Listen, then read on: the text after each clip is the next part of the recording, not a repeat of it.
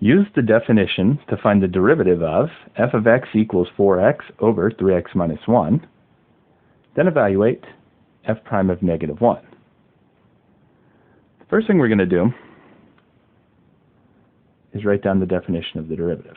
F prime of x equals the limit as h goes to 0 of f of x plus h minus f of x, all of that divided by h.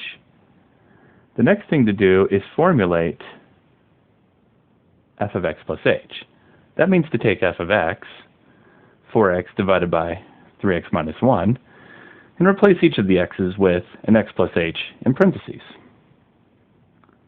4 times x plus h in parentheses divided by 3 times x plus h in parentheses minus 1. And then we subtract from it f of x, which is 4x over 3x minus 1, and the entire thing's over h.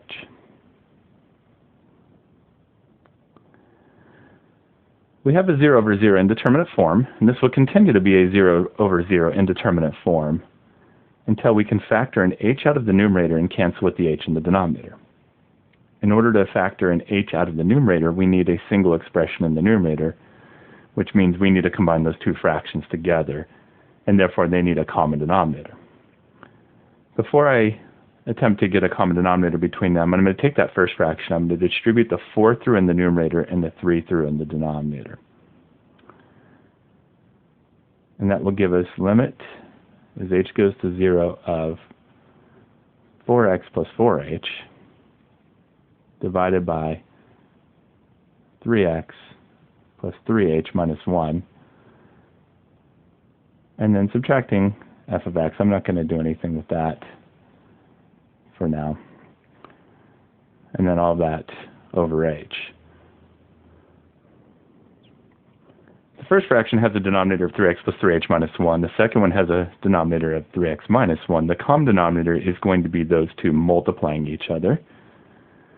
So my next step is going to be putting each of those over a common denominator.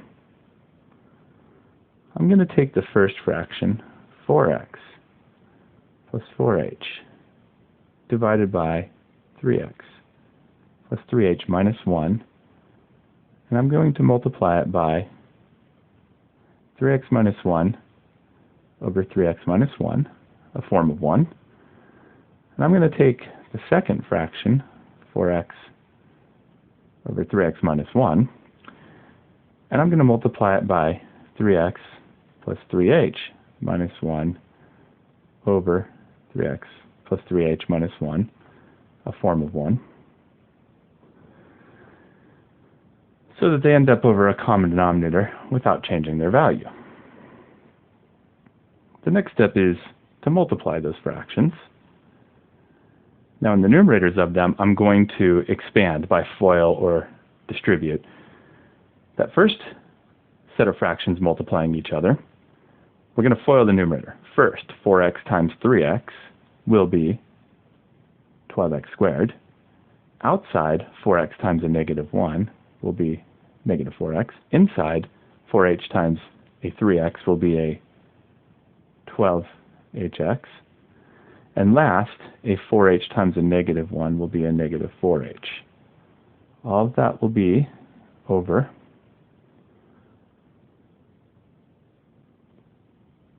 the multiplication of the denominators. Now, we never FOIL out the denominators. We're going to keep those in their factored format, so I'm just going to write them. They are multiplying each other.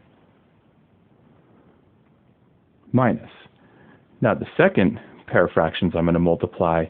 In the numerator, I'm going to distribute the 4x into the other three terms. 4x times 3x will be a 12x squared. 4x times a 3h will be a 12hx. And the 4x times the negative 1 will be a negative 4x. All of this over the multiplication of the denominators, which I will not FOIL, and I will keep factored just like I did with the first fraction, so that they're now over a common denominator. The entire thing is over h. And now we can combine those fractions together. This minus sign here will be affecting every one of those terms in the numerator of that fraction. It distributes into them, so each one will become opposite sign when we combine these. Be careful with that. So we now equal limit, as h goes to 0, of 12x squared minus 4x plus 12hx minus 4h minus 12x squared minus 12hx and positive 4x. Notice I distributed the minus sign and all those became opposite sign of what they were in that second fraction. All over the common denominator of 3x minus 1 times 3x plus 3h minus 1, and this entire thing is divided by h. Now in the numerator of the fraction, there will be some like terms that can combine together. Any terms that don't have an h in them should always cancel, because one of our steps is going to be to factor the h out of the remaining terms in the numerator to cancel with the h in the denominator.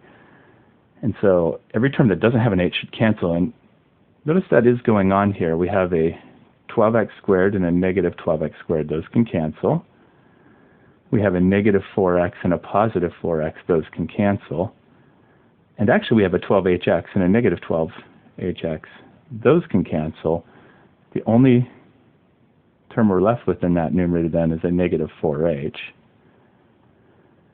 The other thing we're going to do here is we have a fraction in the numerator, so therefore we need to take the fraction in the denominator and reciprocate and multiply it. Well, the denominator isn't yet a fraction, but we can make it a fraction by putting it over 1. So let's put it over 1. And now we will reciprocate that and multiply it with the fraction we have remaining in the numerator, which is the negative 4h over 3x minus 1 times 3x plus 3h minus 1. The reciprocal of the denominator is 1 over h, and we can now multiply those together with each other by multiplying the numerators. That will give us a negative 4h, and multiply the denominators. That will give us an h times a 3x minus 1 times a 3x plus 3h minus 1. Our next step is to factor an h out of the numerator if there's multiple terms. There's only one term up there, but it does have an h, as it should, and it's multiplying that negative 4, and therefore those h's can cancel, at which point we now have limit as h goes to 0 of negative 4 over 3x minus 1 times 3x plus 3h minus 1. We should no longer have the 0 over 0 indeterminate form. That will disappear once you cancel the h in the denominator with an h factored in the numerator. And that means we can now plug a 0 into any remaining h's. And so that is our next step. As part of our limit, we'll have negative 4 over 3x minus 1 times a 3x. The 3h will become a 0. And then minus 1, which we can write as negative 4 over 3x minus 1 squared. There's the derivative of the original f of x. And once we've come up with the derivative expression, we can now evaluate it at any x we want. We need to find f prime of negative 1. So f prime of negative 1 means to take the f prime of x and plug a negative 1 in for the x. So that'll be 3 times a negative 1, and then minus 1 quantity squared. So we'll have a negative 4 over 3 times a negative 1 is a negative 3, and then minus 1 squared, which is going to be a negative 4 over a negative 4 squared. And negative 4 squared is a positive 16. Both of these can be reduced by a 4, giving us a 1 in the numerator, a 4 in the denominator, and we're ending up with negative 1 over 4.